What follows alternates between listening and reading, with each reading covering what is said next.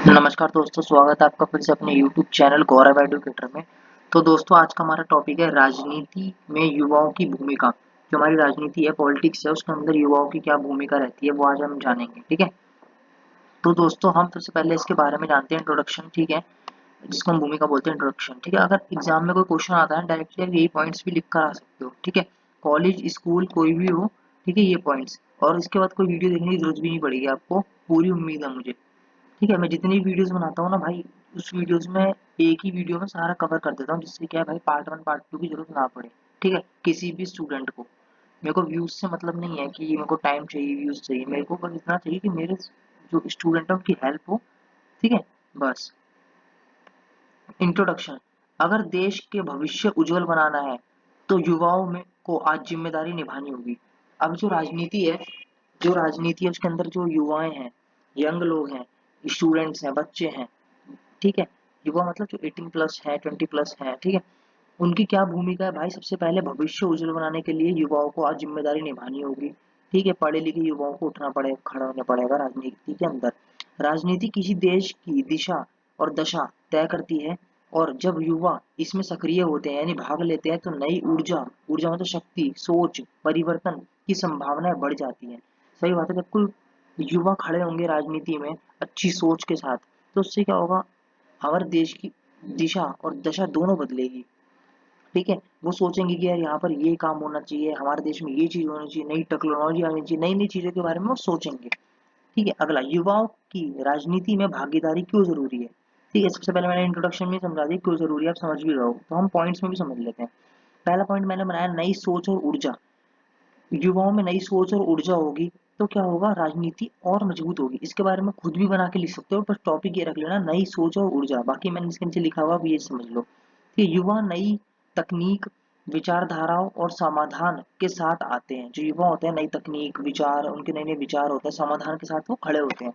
वह भ्रष्टाचार, जातिवाद, पितृसत्ता तक सत्तात्मक सोच को चुनौती दे सकते हैं। सही बात है, वो देश के अंदर भ्रष्टाचार, जातिवाद होते हैं, जातिवाद लोग होते हैं कि तेरी जाति है, तेरी जाति है। ठीक है, इसको सत्तात्मक, जैसे कि जो बोलते हैं, जो पिता के समय से संपत्ति चलती आ रही है, इन सब चीजों को वो चुनौती दे सकता है। मतलब कि यार, इस सोच से वो कुछ अलग सोच सकते हैं, कुछ अच्छा सोच सकते हैं हमारे देश के लिए। जनसंख्या का बड़ा हिस्सा, भारत में 65% से अधिक आबादी 35 साल से कम उम्र की है। ठीक है, ऐसे में उनकी आवाज का राजनीति में होना स्वाभाविक और आवश्यक है। ठीक है, ऐसी जनसंख्या का राजनीति के अंदर होना बहुत जरूरी है। ठीक है, जिनसे देश की बातें निकलेंगी नई नई। जो नए नए युवा होंगे वो नई नई चीजें बताएंगे, अपनी समस्याएं बताएंगे, अपने पॉइंट्स बताएंगे। ठीक है, डिजिटल युग की समझ, सोशल मीडिया, डिजिटल प्रचार, ठीक है, और नीति निर्माण में टेक्नोलॉजी की भूमिका को युवा बेहतर समझता है। सही बात है, आजकल के युवा टेक्नोलॉजी के बारे में ज्यादा ज्ञान रखते हैं, जो पुराने लोगों को नहीं पता बिल्कुल भी इसके बारे में। ठीक है, लोकतंत्र को मजबूत करना, जब युवा मतदान करते हैं, ठीक है, जनप्रतिनिधि चुनते हैं यानी कोई नेता चुनते हैं, और खुद को भी खड़े होते हैं, यानी खुद को भी खड़े करते हैं, मतलब कि जैसे खुद भी एक युवा नेता के लिए खड़ा होता है। ठीक है, तब लोकतंत्र अधिक मजबूत बनता है। क्यों बनता है? क्योंकि वो खुद सोचता है कि मैं जब खड़ा होऊंगा यहाँ पर, यहाँ मैं नेता बन जाऊंगा, कुछ बन जाऊंगा, तो मैं यहाँ पे ये काम कर पाऊंगा। चुनौतियां, अब इसके सामने चुनौतियां कहाँ क्या है भाई? अब जो राजनीति है, ठीक है, में युवाओं की भूमिका तो है, भूमिका होनी भी चाहिए, लेकिन इसके सामने चुनौतियां क्या क्या आ जाती हैं? राजनीति को गंदा खेल समझना। कुछ लोग इसको गंदा खेल समझते हैं कि राजनीति बहुत बेकार चीज है, इससे दूर रहना चाहिए। सही बात है, आपने बड़े बूढ़ों के मुंह से भी सुना होगा। ठीक है, परिवारवादी राजनीति का दबदबा। अब परिवारवादी मतलब भाई, वो अगर उसको वोट दे रहा है तो सारी परिवार उसी को ही वोट देगा। ठीक है, अवसरों की कमी और आर्थिक बाधाएं। अब इसमें कुछ लोगों को पता है अवसरों की कमी क्यों होती है और आर्थिक बाधाएं क्यों होती है, मतलब जिसके पास पैसा होगा वो ही राजनीति में खड़ा हो सकता है। ठीक है, ये जाहिर सी बात है। ठीक है, कहने वाली बात तो नहीं है, बट लेकिन ये अगर आप अपने ह्यूमन नेचर से समझोगे तो समझ जाओगे कि भाई अगर हमारा पैसा होगा हम प्रचार कर सकते हैं अपना, वोटिंग कर सकते हैं। ठीक है, और वोटिंग करना मतलब लोगों को यार जैसे भीड़ इकट्ठी करनी, आवाज लगवानी, नारे लगवाना, तो ये सब चीजें आर्थिक बाधाएं कुछ लोगों के सामने आ रही है, जिस वजह से वो राजनीति में खड़ा नहीं हो पाता।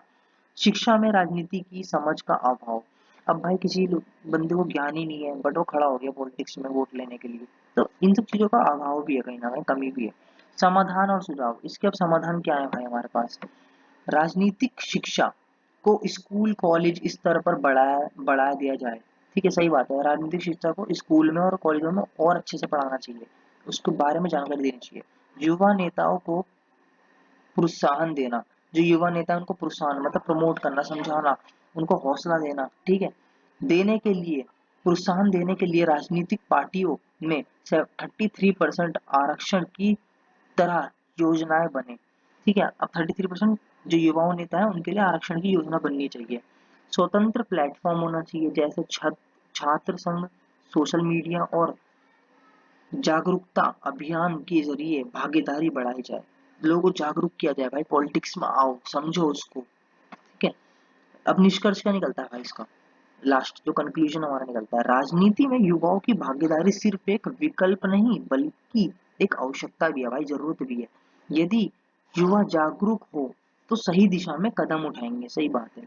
अगर वो जागरूक होंगे ही नहीं तो गलत दिशा में कदम उठाएंगे, भ्रष्टाचार, घपलाबाजी, इन सब चीजों की तरफ जाएंगे वो। ठीक है, जागरूक होंगे तो सही जगह सही दिशा में कदम उठाएंगे, तो भारत को विश्व गुरु बनाने में कोई नहीं रोक सकता, सही बात है।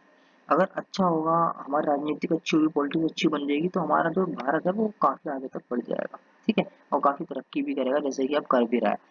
तो अगर वीडियो पसंद आई तो लाइक करना, शेयर करना, दोस्तों को शेयर करना है। ठीक है, पूरी वीडियो मैंने कंप्लीट कर दी भाई, कहीं देखनी ही नहीं है वीडियो, 6 मिनट की वीडियो थी, सबको समझ में आ गया होगा आई होप। ठीक है, तो मिलते हैं नेक्स्ट टॉपिक से, जय हिंद, वंदे मातरम।